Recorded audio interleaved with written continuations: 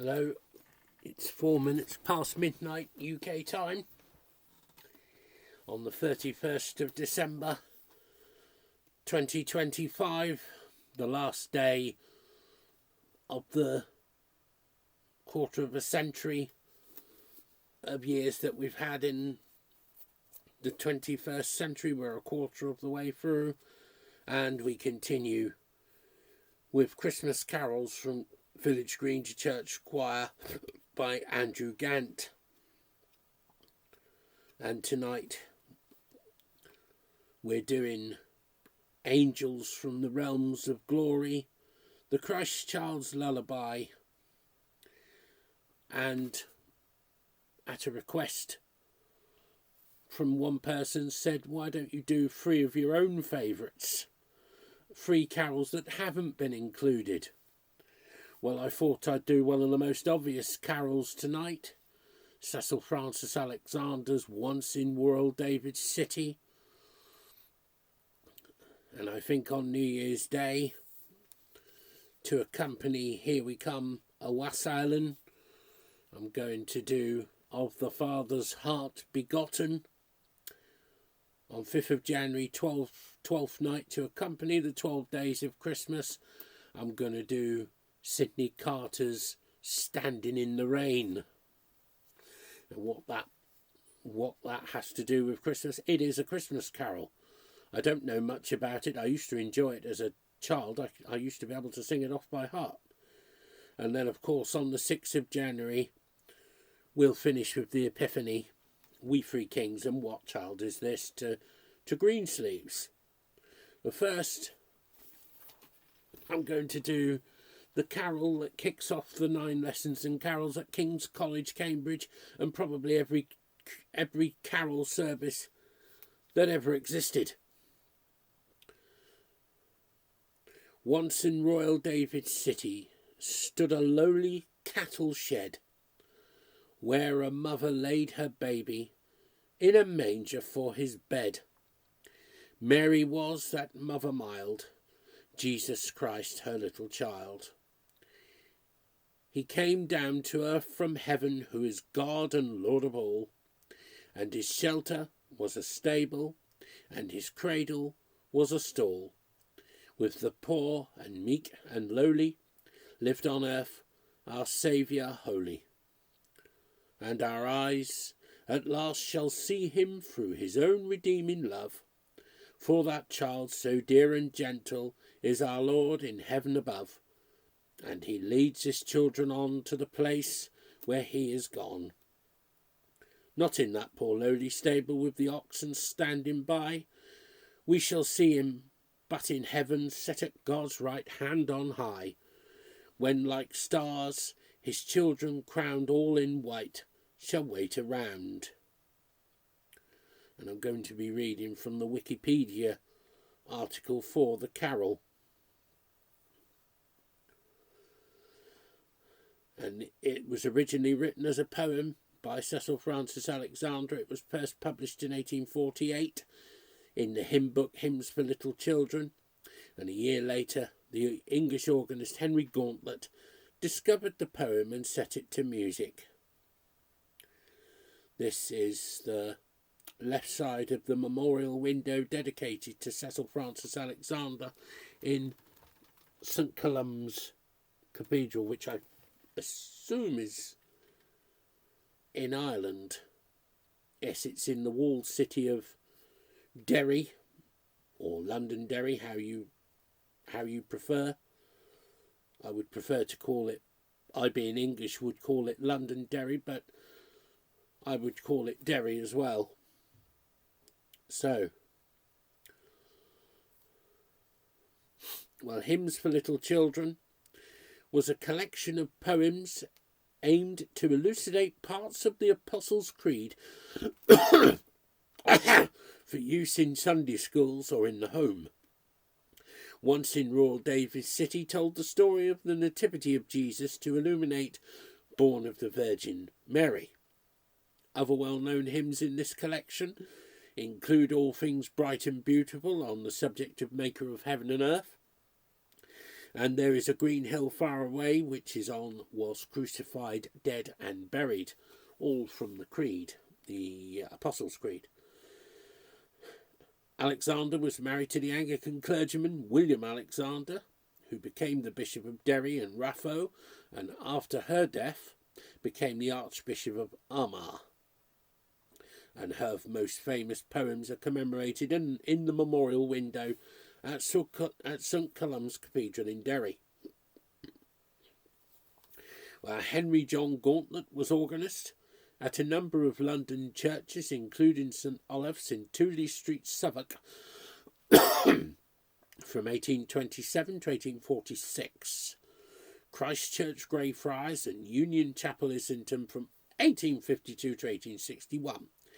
He edited many hymn books and wrote more than 1,000 hymn tunes, although his setting of Once in Royal David's City to the tune of Irby is his most famous. Since 1919, the Festival of 9 Lessons and Carols at the King's College Chapel in Cambridge has begun its Christmas Eve service, with Dr. Arthur Henry Mann's arrangement of the hymn as the processional hymn. And Arthur Henry Mann was organist at King's between 1876 and 1929. In Mann's arrangement, the first verse is sung by a boy chorister of the college's choir as a solo, and according to tradition, I think he is only told that he is singing the solo verse about a quarter of an hour before. So the pressure must be immense. The second verse is sung by the choir, and the congregation joins in the third and fourth verses. Excluding the first verse, the hymn is accompanied by the organ.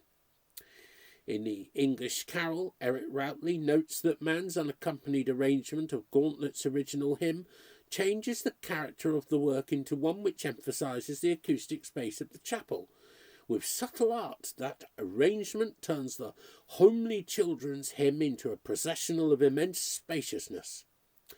And according to the tradition of the King's College Choir, the soloist of this hymn is usually chosen right before the performance, when the choirmaster decides whose voice is the strongest on the day prior to the start of the broadcast. The final verse is often accompanied by a soprano descant, most commonly the version written by David Wilcox and first published in Carols for Choir 2. And this carol was the first recording that the King's College Choir under Boris Ord made for EMI in 1948.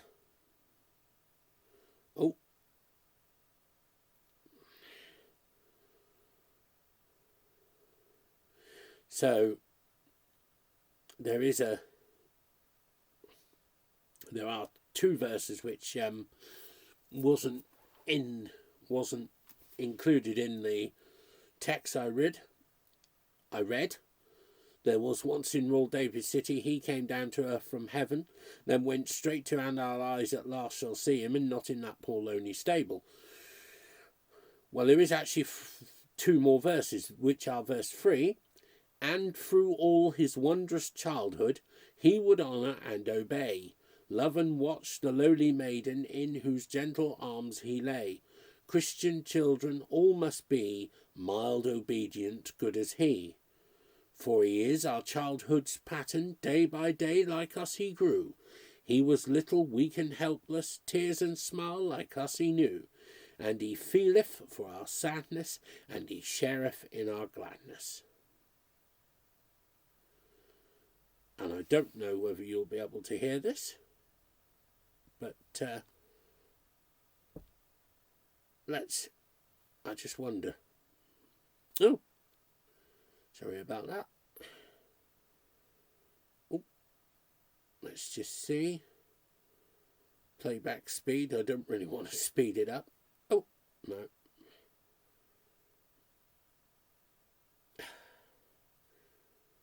Something else came up. I don't know if you can hear this.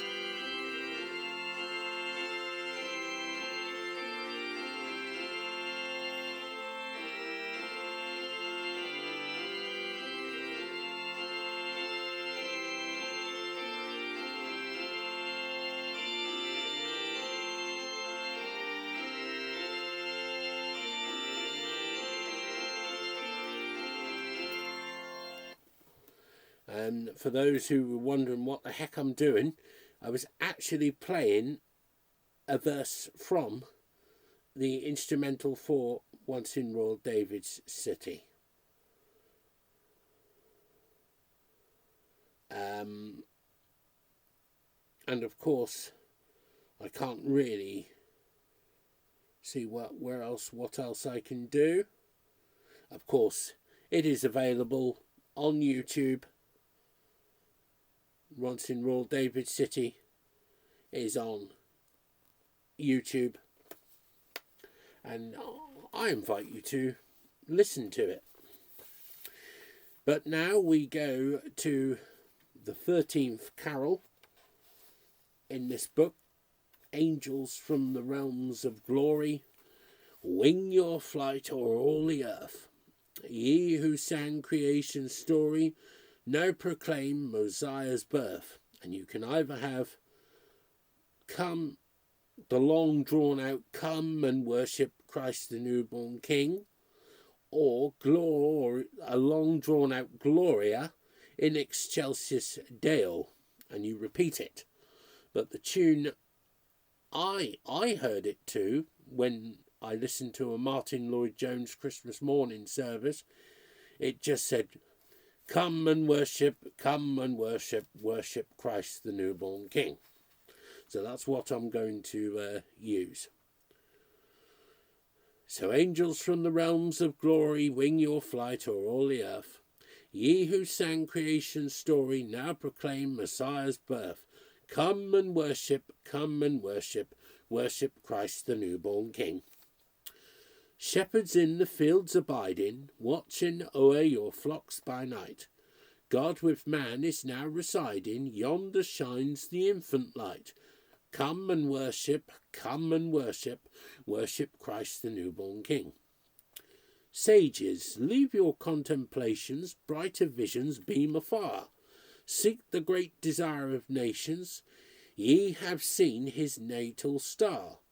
Come and worship, worship Christ the newborn King. Sinners wrung with true repentance, doomed for guilt to endless pains, justice now revokes the sentence, mercy calls you, break your chains.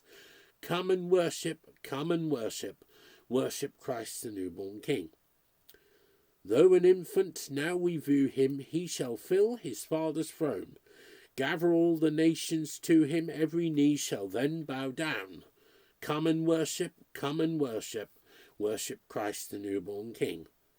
All creation join in praising God the Father, Spirit, Son. Evermore your voices raising to the eternal three in one. Come and worship, worship Christ the newborn King. The life story of our next carol contains familiar elements with a personal twist. Traditional tune from France, combined with words by a Scottish Moravian newspaper editor, one-time prisoner, and French Revolution enthusiast based in Sheffield. At least in this case, the tune possibly had some association with Christmas to start with. Noëls are tunes once played by piping shepherd boys on the mountainsides of Provence and the Pyrenees. In the 18th century, published collections of Christmas Noëls were issued. Often these volumes are the earliest source. There is, however, nothing to suggest that they were newly composed at the time of publication, so it is reasonable to infer that they have their origins in folk music, as their style strongly suggests. Many of them have the triple-time rhythm and rustic dance-like qualities, which Baroque composers used as a convenient shorthand for the bucolic, think of Messiah, and concertos by Corelli and Vivaldi. French composers like to base florid little organ pieces on them, and there are many examples by Daquin and others. Noëls were also sung in church. Sometimes they were incorporated into liturgical settings, with the words of the Mass or other proper texts added to them. The best example is the Messe din Minuit by Marc-Antoine Charpentier, where a number of these tunes process cheerfully through the Mass, sometimes as instrumental interludes with the names of the tunes attached: Joseph est bien Marie, Où s'en vont ces gais burgers, Minuit fait une reville. At other times as the musical basis for arty little treble solos, Dessus, and learned fugues. The tunes scrub up very prettily, brought in from the fields to add a little rustic charm to Christmas festivities at the Bourbon court and the gilded churches of Parisian society, the musical equivalent of Marie Antoinette's shampooed sheep down the hill at the Petit Trianon. Another way of turning these tunes into sacred music was for the 18th century publishers to give them brand new words. Often these are evocations of suitable biblical scenes: shepherds dancing, babies sleeping, angels singing. Sometimes they take the form of mini-plays with named characters taking part in a narrative dialogue. The words were probably written by priests and have none of the dark atavistic mystery of real folk carols from the Celtic fringes of Europe, with their strange pagan imagery of ravens and holly, of life and death. Les Anges dans nos campagnes doesn't exist in any surviving printed source before the 1840s, but references and stylistic evidence strongly suggest origins in the 18th century Noël repertoire. The words we sing to its melody today also appeared in print in the first half of the 19th century. James Montgomery had one of the more rackety among many dodgy careers in this book. He was born in Ayrshire in 1771, the son of Moravian missionaries who sent him to a boarding school in Leeds, while they sailed off to spread the gospel in the West Indies, where both soon died. The Moravian school in Leeds didn't allow the study of secular subjects, but young James developed an abiding interest in epic poetry. Perhaps unsurprisingly, under the circumstances, his school career was a failure, and he was sent as apprentice to a baker in Yorkshire. He continued to write poetry in the popular romantic manner, and had some success, though an attempt to forge a literary career in London failed, leading him to return north. He became a journalist, for which his literary instincts were singularly unsuited, working on a paper called the Sheffield Register. Unusually, the Register took a strongly reformist line on libertarian issues, such as the abolition of slavery and proper regulation of boxing, and in 1794 its editor, Joseph Gales, fled to Europe after troops arrived to arrest him for his public support of nascent revolutionary movements across the Channel. Montgomery became editor in his stead, changing the name to the slightly more poetic Sheffield Iris. He maintained the paper's reforming zeal and was twice imprisoned for libel, once for publishing a poem celebrating the storming of the Bastille, which may actually have been printed by his predecessor, not by him. Throughout he wrote poetry. His themes exemplify the best and the worst of a particular kind of high-minded, free-thinking, early 19th century dissenting Christianity. His opposition to slavery is resolute. Let tyrants scorn while tyrants dare, the shrieks and writhings of despair. An end will come, it will not wait. Bonds, yokes and scourges have their date. Slavery itself must pass away and be a tale of yesterday. Then there is a disturbing poem titled An Indian Mother About to Destroy Her Child, showing her brooding o'er her sex's wrongs before a graphic description of the crime, a white lotus leaf wrapped round the baby's mouth to still its cries. Another poem as an English woman gazing at a painting of an aged, the language of the time is Negro woman, and asking, Art thou a woman? Look on thyself, thy kindred, home and country. Then fall upon thy knees and cry, Thank God, an English woman cannot be a slave. such is the language of the time. Montgomery's best poems are his hymns. In 1825, ownership of the paper passed to a rival, and Montgomery devoted the rest of his life to hymn writing. He was very good at it. Of his 400 or so hymns, a full 100 found a regular place in the repertoire. Several have it still. As of all the best devotional lyricists, part of Montgomery's trick is a profound and easy familiarity with the rich heritage of English liturgical writing, particularly the Psalms. In 1817, a new vicar, the Reverend James Cotterell, arrived at Sheffield's main parish church. Some years before, Cotterell had published a selection of psalms and hymns adapted to the services of the Church of England, but found his new parishioners unwilling to use his carefully crafted versions. In an inspired move, he turned for help to his local newspaper editor, James Montgomery. Metrical versions of psalms, specifically aimed at the practical needs of ordinary worshippers, had been the backbone of congregational singing in England since the Reformation, and they were hugely popular.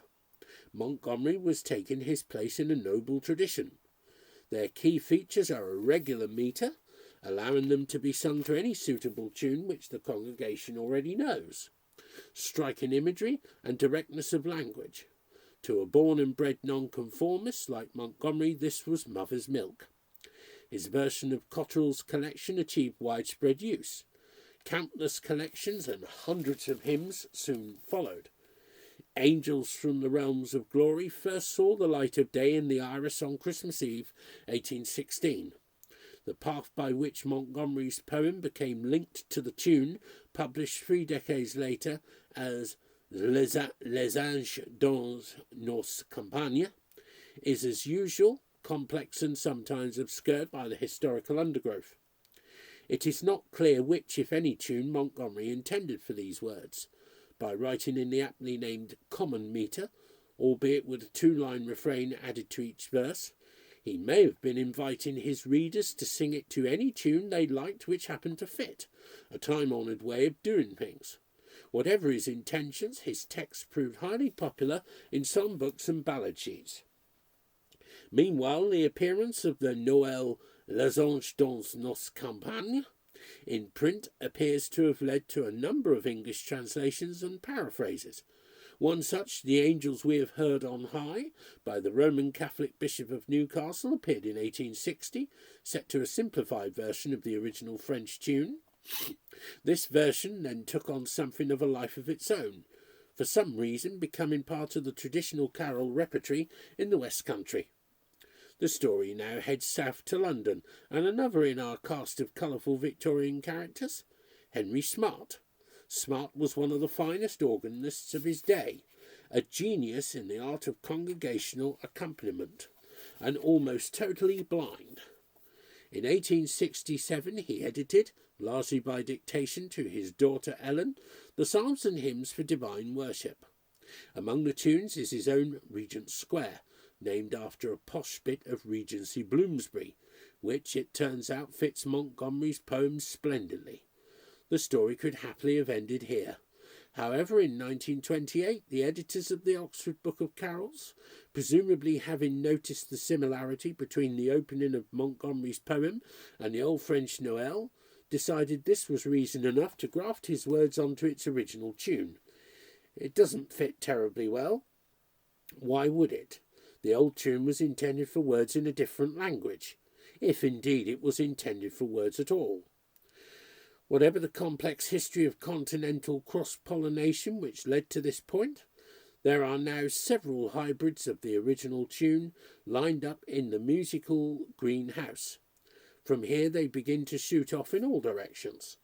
Far from uniquely in these stories of carols, different branches of the family tree prospered on opposite sides of the Atlantic. American choirs and congregations use Smart's Regent Square for the words. English churches prefer the old French tune, which, by a pleasingly illogical association of ideas, has become known as Iris. The English incidentally sing Regent Square to other words, including the mangled Victorian verbiage beginning Lights Abode Celestial Salem. And that's not the end of the matter. Far from it. For some reason, the editors of the 1928 Oxford book chose not to use the simple but stirring two-line refrain with which Montgomery ends each verse. Instead, they appropriated the equivalent refrain from the original Noel, which isn't in either English or French, but in a third language, Latin. Neither line really works. The Latin has a different number of syllables, and the lines have to be shoehorned rather awkwardly onto the extended melisma at this point in the tune. Smart's rising sequence makes much better sense of the repetition of "come and worship." The editors had not quite got over the persistent enthusiasm for the macaronic refrain. The irony is that nothing could be less appropriate in a poem by an early 19th century Scots dissenter. Montgomery would have been appalled. Thus we find ourselves with three basic incarnations of this carol, with countless variations among and between them. In the US, Smart's tune, Regent Square, is sung with Montgomery's words, the English refrain. In the UK, the French folk tune known as Iris is sung with Montgomery's words, Latin refrain usually, English refrain sometimes. The simplified version of the French tune also prospers, most commonly to the words beginning "Angels we have heard on high," with many other variants including "Shepherds in the fields abiding," which, to confuse matters further, is the first line of Montgomery's second verse but continues quite differently. It's the sort of intriguing muddle with which readers of this book will now be familiar. And somewhere underneath it all is the curious idea that today we find ourselves singing a tune which may just possibly have been one of the musical candle flames around which the gilded moths flitted and flickered at the court of Louis XIV, to words by a man who spent a good part of his career articulating the ideas which eventually brought that court to its blooded knees. Happy Christmas, Louis. And we've done Hark the Herald Angels Sing. And we now go to the Christ Child's Lullaby. My joy, my love, my darling thou, my treasure new, my rapture thou, my comely, beauteous babe, son thou, unworthy I to tend to thee. And there's 4 alleluias. While son of hope and light art thou, of love the heart, and I art thou, though but a tender babe, I bow in heavenly rapture unto thee. Alleluia, alleluia, alleluia, alleluia. And though thou art the King of all, they sent thee to the manger stall, where at thy feet they all shall fall, and sing their praises unto thee. Alleluia, alleluia, alleluia, alleluia.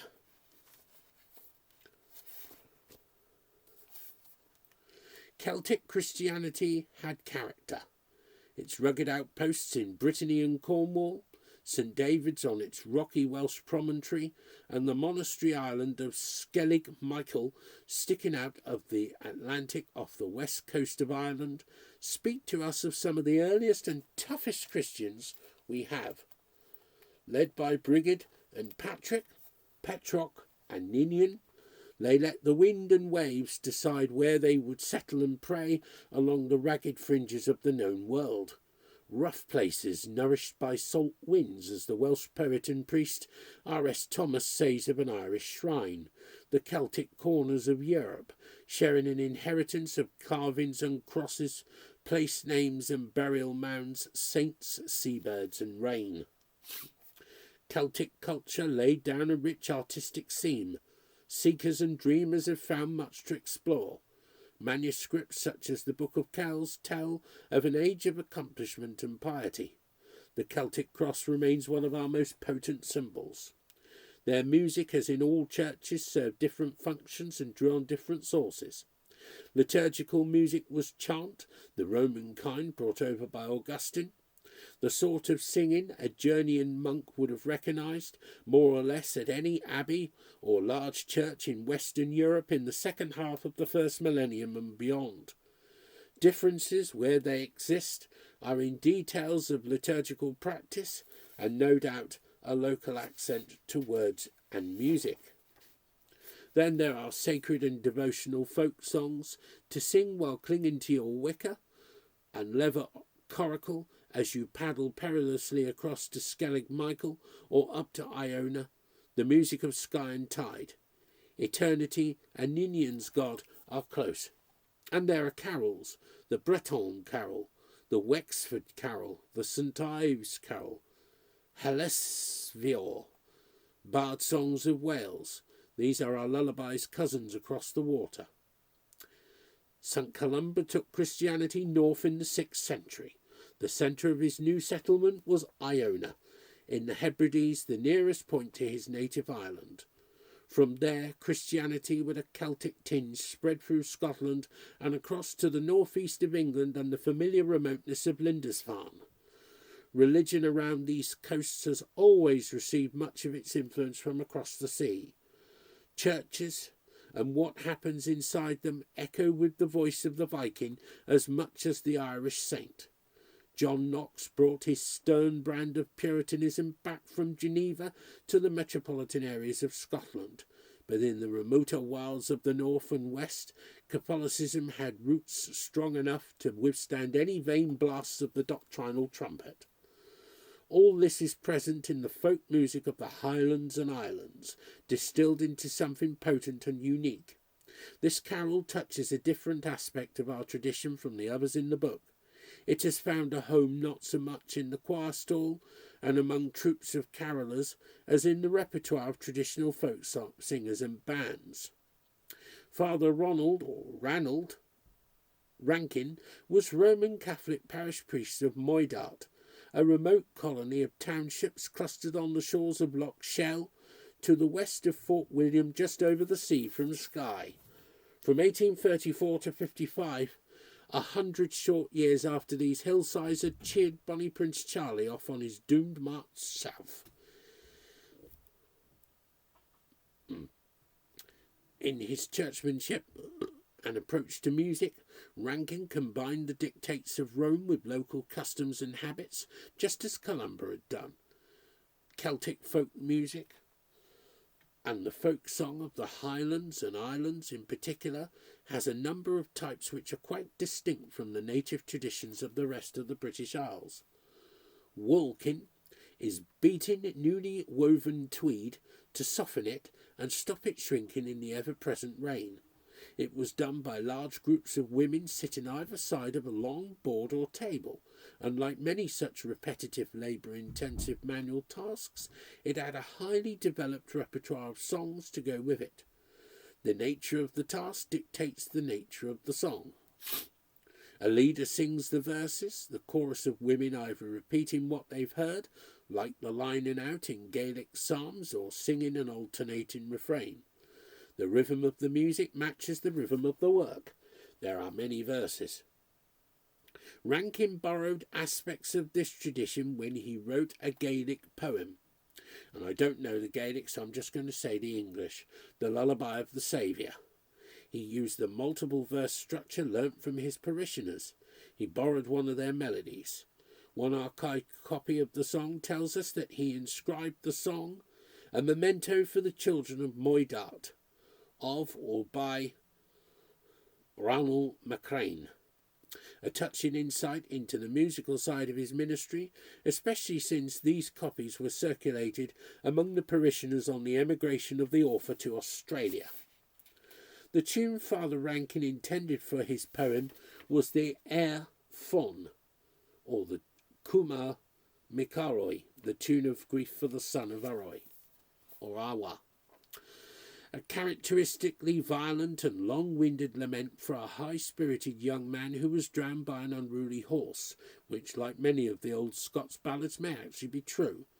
Typically, however, the tune or tunes to which it is now sung are variants or counter-melodies to the ballad tune, not the tune itself.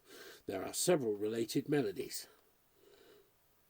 For one, we turn with admiration and gratitude to the substantial achievement of one of our most dedicated and single-minded folklorists. Marjorie Kennedy Fraser came from a musical family. Her father was a well-known singer of traditional song, and several of her siblings became professional musicians. Widowed at the age of 33, she supported herself by working as a music teacher and lecturer in Edinburgh, developing at the same time a passionate interest in Celtic culture. With a fellow enthusiast, the painter John Duncan, she made many visits to Eriskay and the Western Isles, and from 1909 published 4 volumes of Songs of the Hebrides, in her own arrangements for voice and piano, with texts in Gaelic and English. All Island life is here, spinning songs and longing songs, the Crone's Creel and the Loch Broom love song. And always there is the sea, rising and falling in the sad, keening refrains of love and loss. There are 2 seasonal sacred songs, Christmas Duanag and Talad Cuosta, I think, which is Rankin's cradle song under a slightly different name, the Christ Child's Lullaby.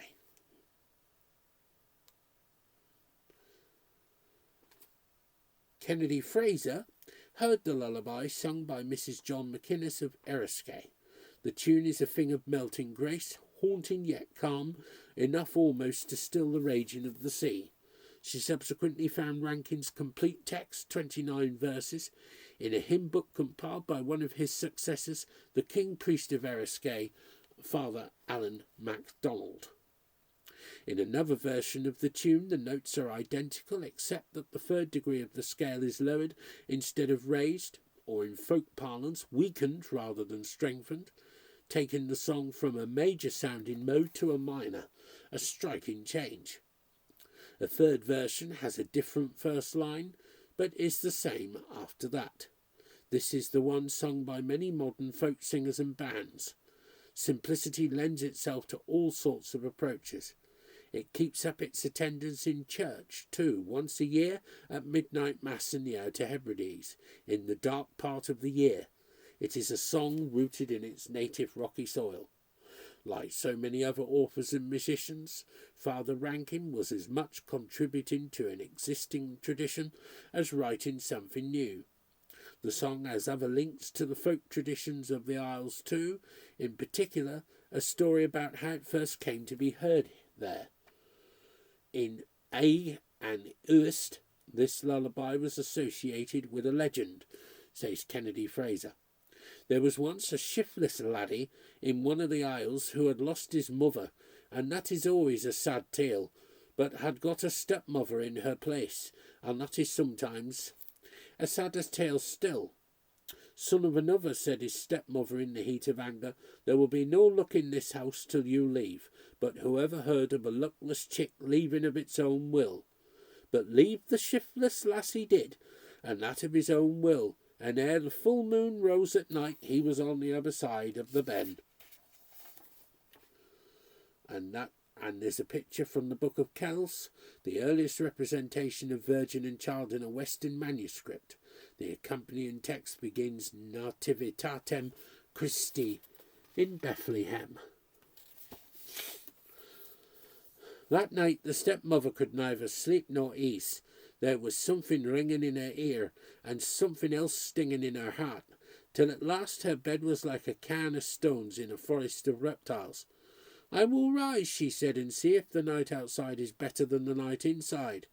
She rose and went out with her face towards the ben, nor did she ever stop until she saw something which made her stop. What was this but a woman, with the very heat love of heaven in her face, sitting on a grassy knoll and song lulling a baby son with the sweetest music ever heard under moon or sun, and at her feet was the shiftless laddie, his face like the dream of the Lord's night. God of the graces, said the stepmother, it is Mary Mother, and she is doing what I ought to be doing, song lulling the orphan. And she fell on her knees and began to weep the soft warm tears of a mother. And when after a while she looked up, there was nobody there but herself and the shiftless laddie side by side. And that is how the Christ's lullaby was heard in the Isles. Now the next reading will be New Year's Day, and I'll be doing the carol for that day. Here we come a wassailing. and I'll try and do something on of the Father's heart begotten. I think that's by Prudentius, I don't know. But, as usual, until then, may God bless you all. Amen.